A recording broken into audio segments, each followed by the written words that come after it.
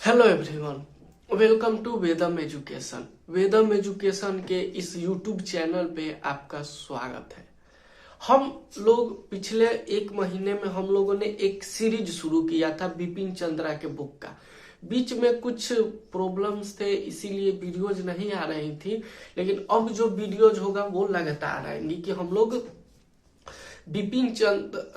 मतलब कैसे यूपीएससी की जो एग्जाम है, एसएससी है, बैंकिंग है, रेलवे है, इन सारी जो एग्जाम्स है उनकी प्रिपरेशन पुरजोर और बेहतरीन तरीके से करेंगे।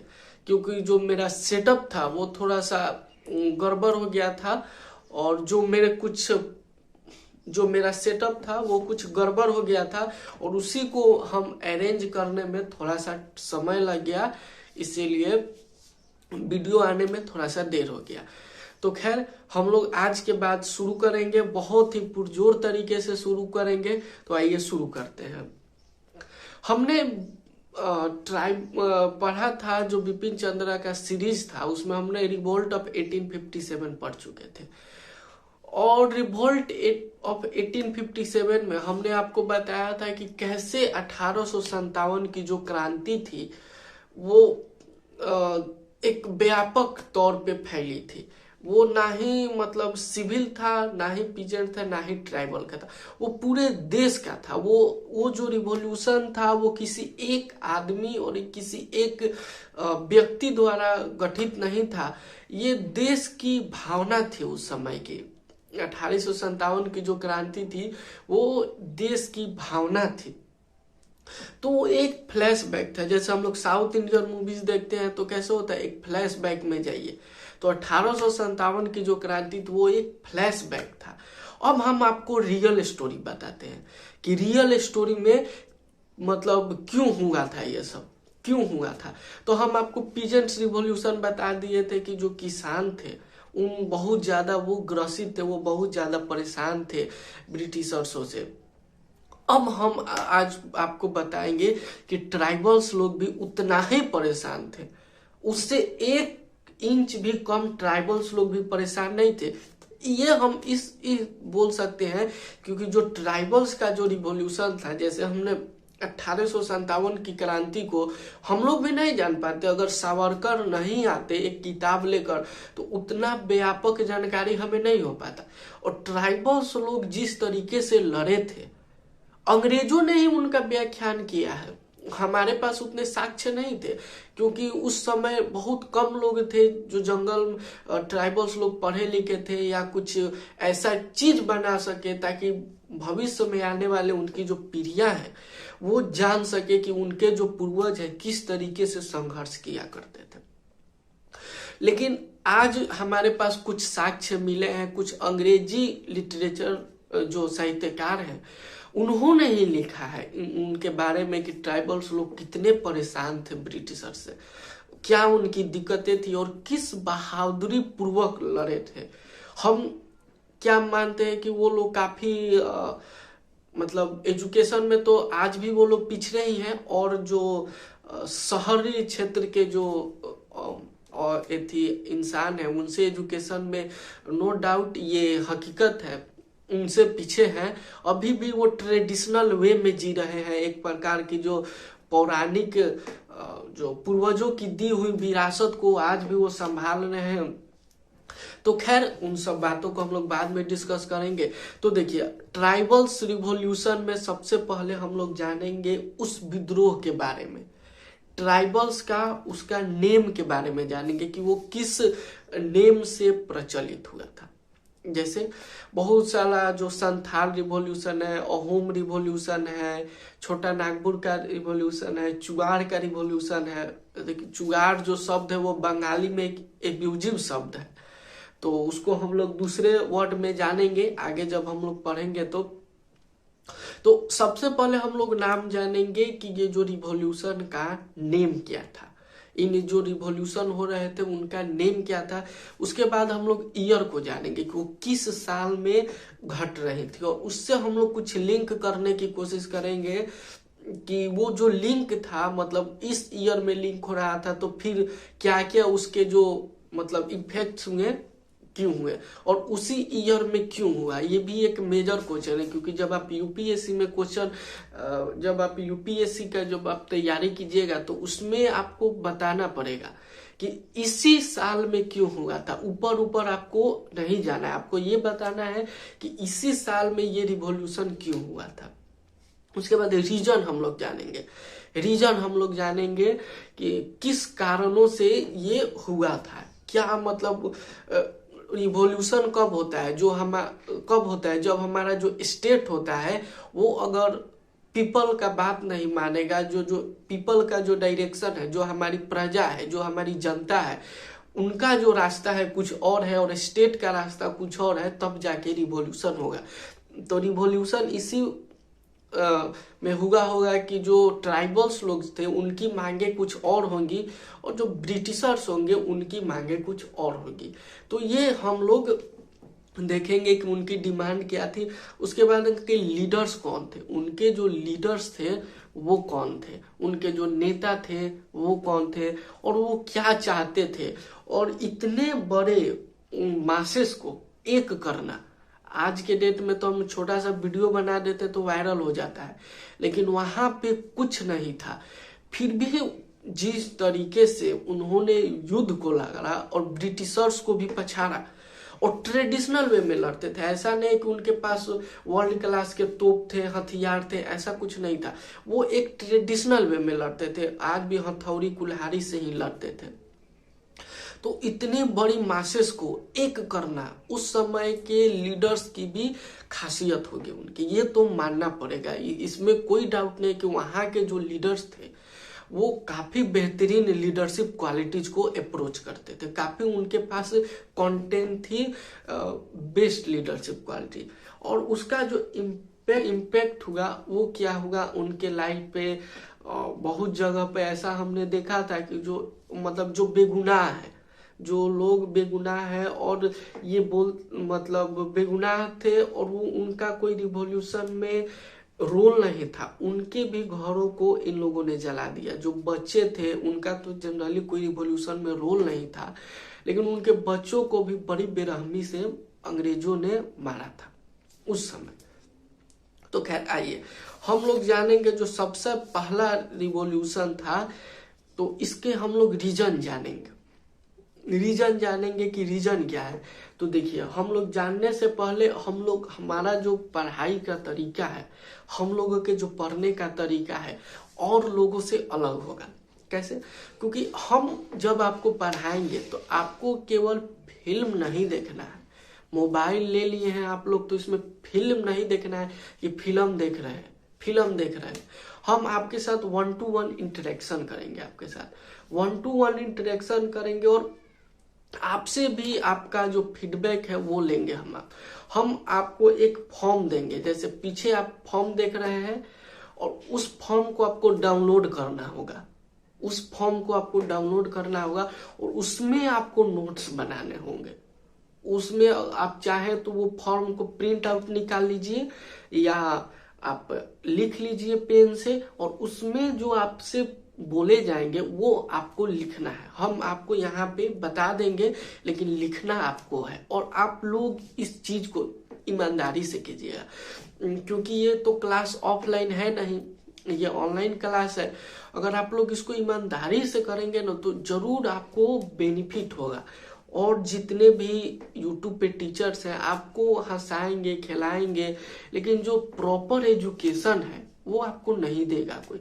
आपका जो पढ़ने का तरीका है वो आपको कोई नहीं बोलेगा, वो बस हंसाएंगे आपको और चले जाएंगे, लेकिन आप में डेवलपमेंट कितना होगा, ना के बराबर होगा। तो हम लोग देखेंगे तो देखिए, रीजन ऑफ रिबेलियन क्या था, मतलब जो पहला रीजन था, कारण क्या था, क्या कारण था कि जो लोग अपने जीवन में खुश थे वो नहीं, हम ब्रिटिशर्स के पास ये लोग नहीं गए थे कि नहीं हमको इंग्लैंड को कब्जा करना है या कुछ स्वार्थ रत में ये लोग नहीं गए थे।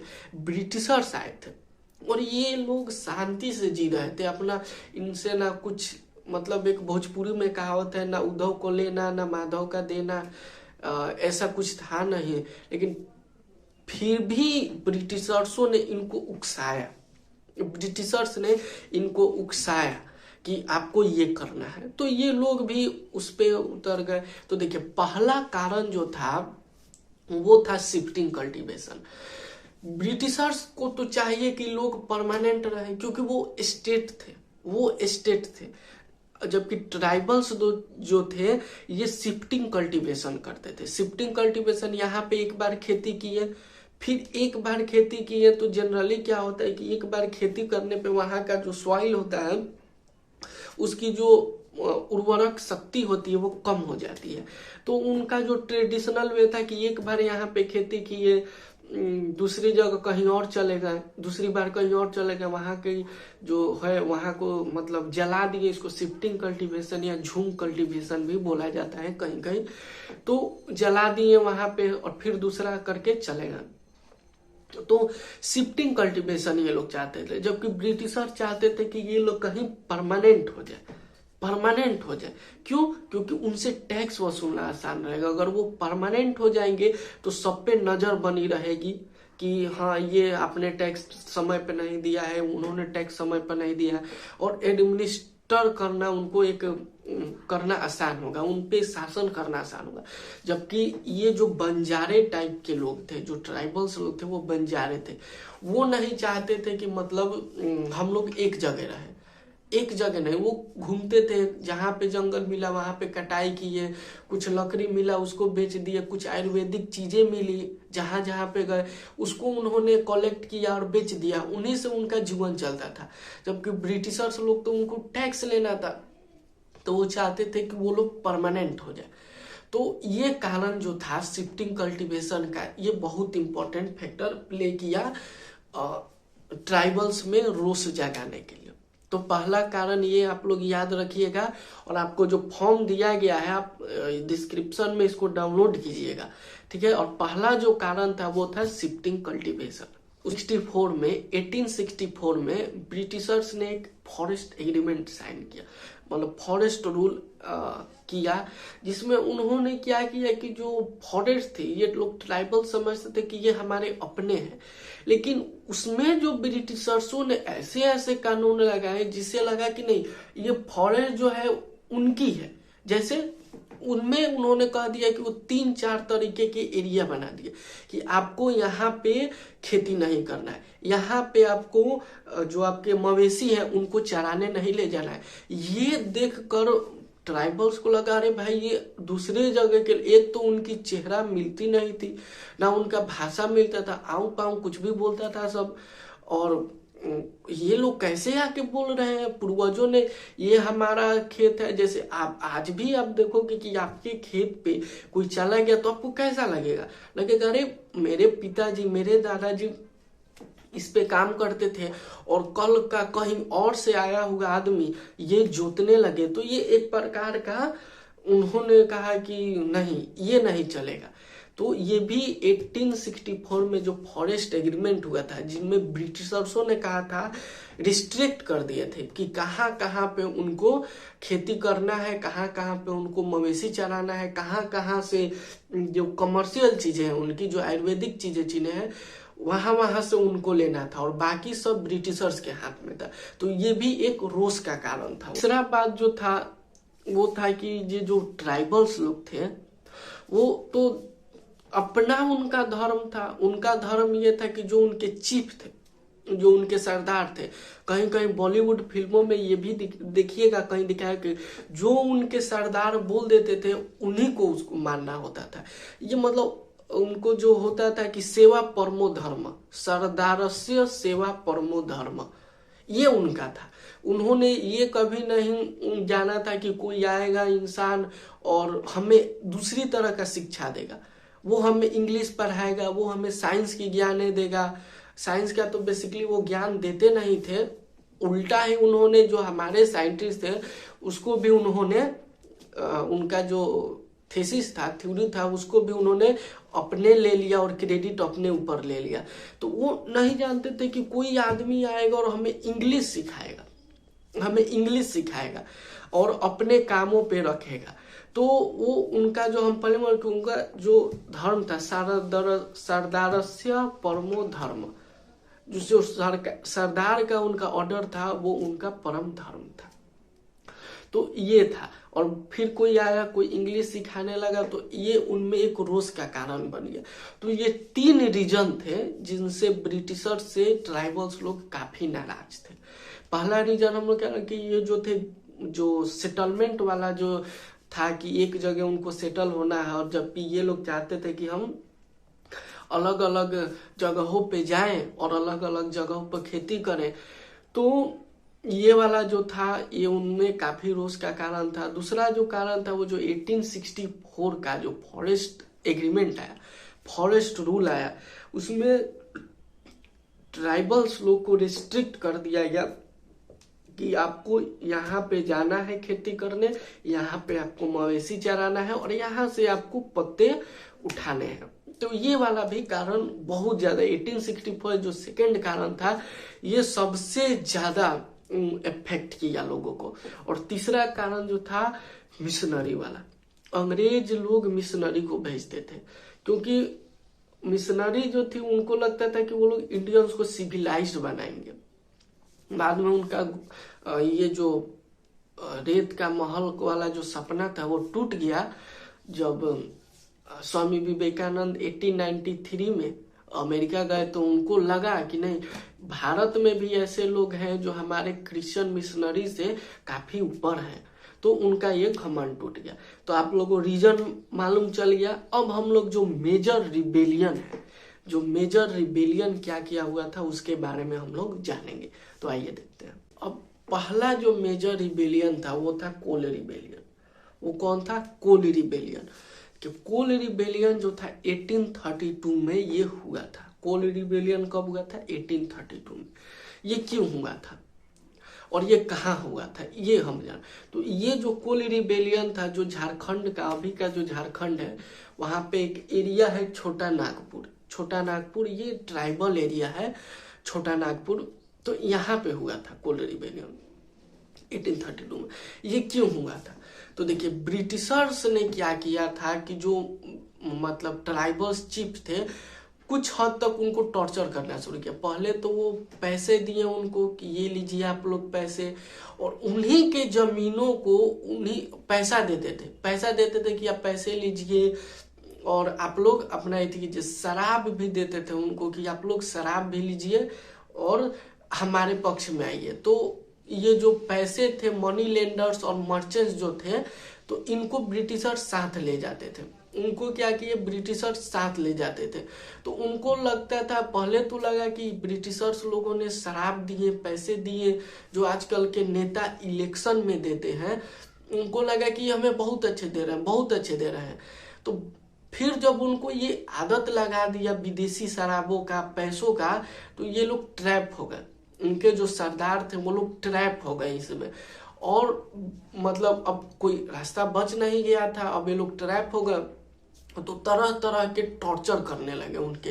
उनके जो मतलब फैमिलीज थे, जो उनके जो ग्रुप के लोग थे, उनको टॉर्चर करना शुरू। उनको कहने लगे कि तुम ये काम करो, वो काम करो। सरदार का कुछ चल नहीं रहा है, वो हमेशा शराब में धुत कुछ कर नहीं रहा है। और सरदार बोला हाँ जो कर रहा है करो, वो यही है तुम्हारे असली मालिक। तो ये जो एरिया था, तब लोगों में मतलब रिबेलियन का भाव जगा कि नहीं, ये जो था मतलब सरदार ने तो डील कर लिया, लेकिन हम मतलब पीछे रह गए। हम जो था, हमको ये टॉर्चर करने लगे। तो कोल रिबेलियन जो था 1832 में इन्होंने शुरू किया था। इसमें बहुत सारे मतलब लोग थे, बहुत सारे लोग इसमें इन्वॉल्व थे। और 1832 में ही, एक साल के ही अंदर, 1831-32 में शुरू किया और 32 में इसको दबा दिया गया। एक साल के ही अंदर जो था कोल रिबेलियन को ब्रिटिशर्सों ने दबा दिया। तो ये चीजें याद रखिए कि जो रिबेलियन था वो कोल रिबेलियन क्यों हुआ, कहाँ हुआ। और यूपीएससी में तो ये जो छोटे छोटे एग्जाम्स हैं, छोटा वैसे कोई होता नहीं है, एसएससी रेलवे में ये पूछ देते हैं प्रश्न कि कोल रिबेलियन कब हुआ था, और आपको जगह का भी नाम पूछ दे कि ये कहाँ हुआ था, तो आपको इन चीजों को बताना पड़ेगा। ठीक है। अब देखिए, अब दूसरा रिवॉल्यूशन जो था ये काफी महत्वपूर्ण था, ये एग्जाम में 100% आएगा। अगर ट्राइबल रिबेलियन से अगर कोई भी क्वेश्चन आएगा आप में, तो इस रिबेलियन से आपको क्वेश्चन जरूर आएगा, इस रिबेलियन का क्वेश्चन आपको जरूर आएगा। ठीक है, तो देखिए दूसरा जो रिबेलियन था ये था संथाल रिवॉल्यूशन। संथाल रिवॉल्यूशन कब हुआ था? तो ये 1855 में हुआ था। हम आपको 1857 में जो हुआ था पूरे देश में क्रांति, मात्र 2 साल पहले 1855 में एक रिबेलियन हुआ, संथाल रिवॉल्यूशन। अब इसमें हम लोग जानेंगे कि ये हुआ कहाँ था और ये इसके जो लीडर्स थे वो कौन थे और मांगे क्या थी। देखिए मांगे जो जनरल बात थी क्या, कि ब्रिटिशर्स लोगों ने ट्राइबल्स लोगों को धोखा दिया, इनको शराब के नशे में रखा और फर्जी जो उनके कागज पे सिग्नेचर करवाए, फिर उन्होंने फर्जी सिग्नेचर करवाए और फर्जी उनसे जमीन भी अपना हड़प लिए। फर्जी सारे काम जितने भी ब्रिटिशर्स के थे वो फर्जी थे, उन्होंने फर्जी वारे के नाम पर ही ट्राइबल्स लोगों को ठग लिया। ट्राइबल्स जो लोग पढ़े लिखे थे, शहरों में जो लोग पढ़े लिखे थे, उनको भी ब्रिटिशर्स ने ठग लिया। तो हम लोग देखेंगे, आप जनरल व्यू आप समझ ही गए होंगे कि ब्रिटिशर्स लोग का जनरल व्यू क्या था ट्राइबल्स के प्रति। एक तो वो लोग चाहते थे कि ये लोग सिविलाइज्ड हो जाए और अपने तरीके से सिविलाइज्ड, ऐसा नहीं था कि वो कुछ बहुत बड़ा देंगे, वो एम्पायर दे देंगे कि हाँ तुम लोग सिविलाइज्ड हो गए, ये एग्जाम पास करो और यूके का जो प्रेसिडेंटशिप है वो हम तुमको दे देंगे, यूके का जो महारानी का जो थ्रोन है दे देंगे, सिविलाइज्ड हो को एग्जाम पास हो को वो दे देंगे। ऐसा नहीं था, वो लोग क्लर्क बनाना चाहते थे, वो लोग अपने अंडर में काम कराना चाहते थे। क्योंकि अगर आप जानोगे नहीं, एक अक्षर नहीं जानोगे कि वो लोग क्या जानते हैं, तब तक उनके महत्व को आप नहीं पहचानोगे। तो ब्रिटिशर्स ये दिखाना चाहते थे, अगर वो 10 जानते थे तो वो आपको 1 देते थे। क्यों? क्योंकि आप उनके जो महत्व है उनको पहचानो, आप देखो और ये समझो कि उनके साम्राज्य में कभी सूरज नहीं डूबता था। उनके कहने का मोटो ये था कि आप ये जानो और हमारी जो अधीनता है वो स्वीकार करो, हमारी जो अधीनता है उसको स्वीकार करो और ये जानो कि हमारे साम्राज्य में कभी सूरज नहीं डूबता था। ब्रिटिशर्स ने हमें कभी ये सोच के एजुकेट नहीं किया कि आप एग्जाम पास करो और हम आपको महारानी का थ्रोन आपको दे देंगे, ऐसा कुछ नहीं था। उन्होंने एजुकेट किया इस पर्पस से कि ताकि हम जाने कि उनके साम्राज्य में कभी सूरज नहीं डूबता था। तो ये एक बहुत ही चालाक पॉलिसी थी उनकी एजुकेट करने का, लेकिन उन्हीं पे भारी पड़ गया ये हमें एजुकेट करना। अब देखिए ये रिवॉल्यूशन हुआ क्यों? ये रिवॉल्यूशन जो पहले के वहां के जो जमींदार थे, जो शहरों में रहते थे, उन्होंने ब्रिटिशर्सों के साथ डील किया कि ये जो संथाल लैंड है वो हमारा है। तो संथाल लैंड ये हमारा है। तो ब्रिटिशर्सों को लगा कि ठीक है, ये लोग ट्राइबल लोग हैं, इनका तो अपना कोई राइट है नहीं, तो संथाल लैंड इन्हीं का होगा। जब वहां पे गए थे उन्हें पता चला, जमींदारों को तो कूट के भगा रहा है सब, लाठी मार के भगा दिया सब उनको।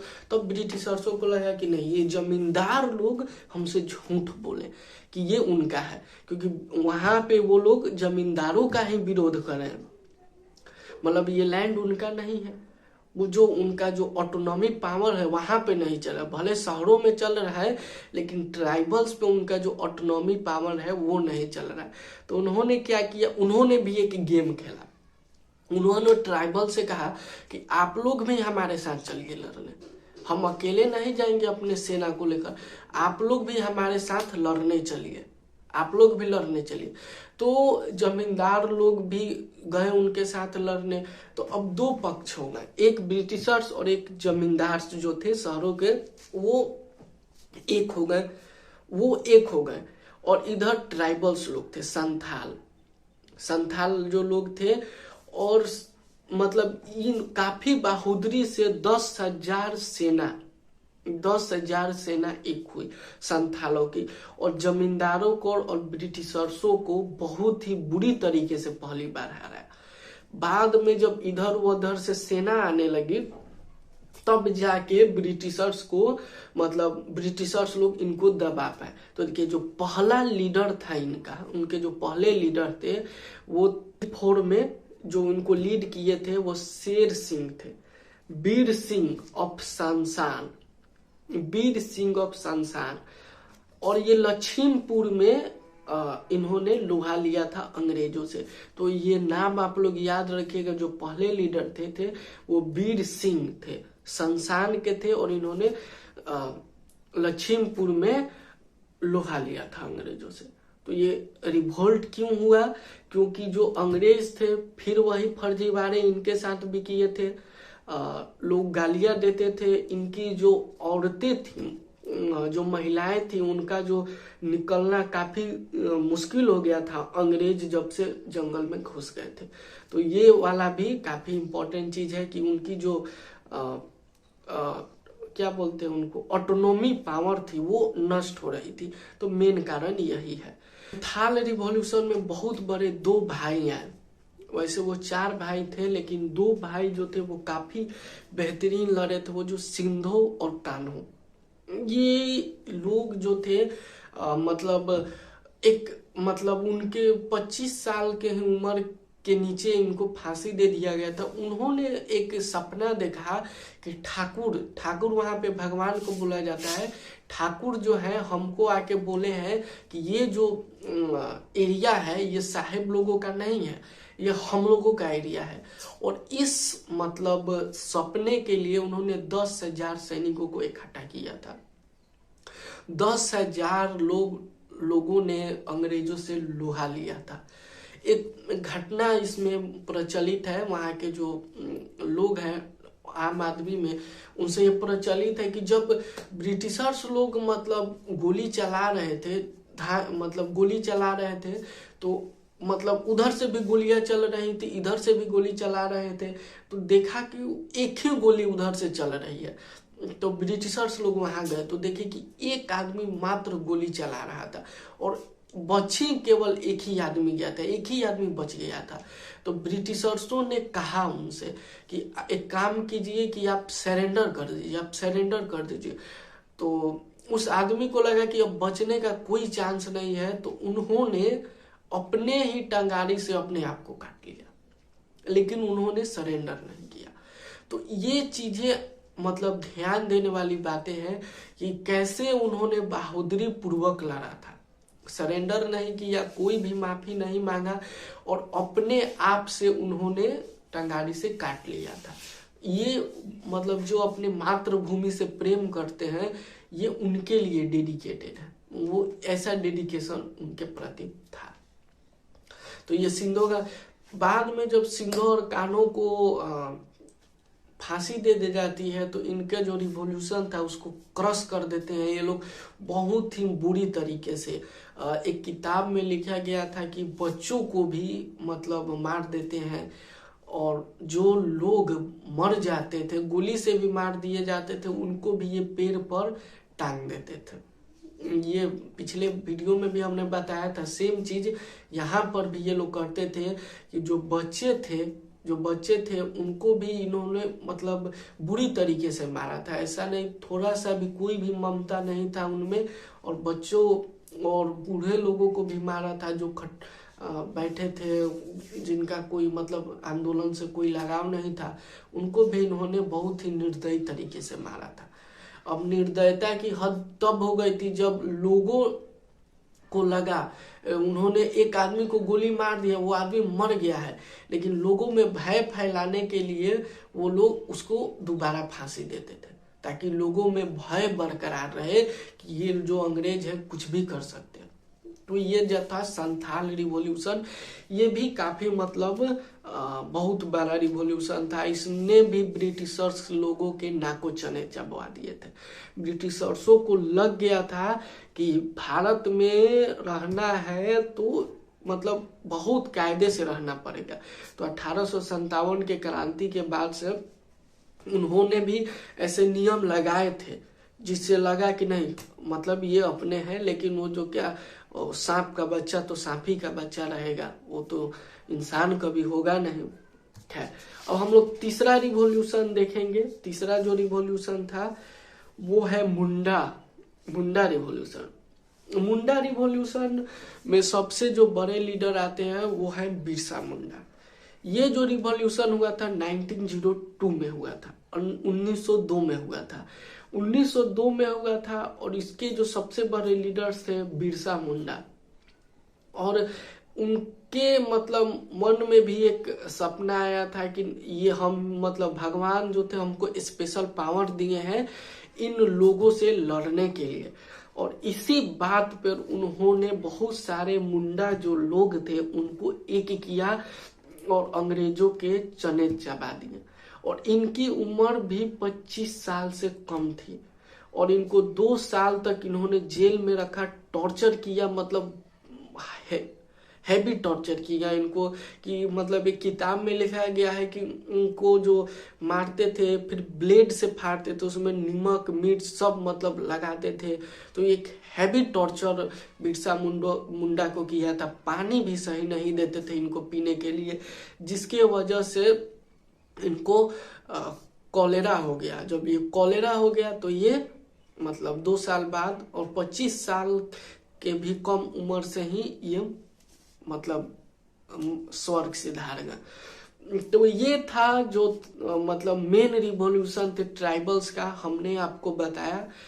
और कुछ और रिवॉल्यूशन हैं जिनसे इनडायरेक्ट रूप से क्वेश्चंस आते हैं, आप उसको बुक्स में देख लीजिए।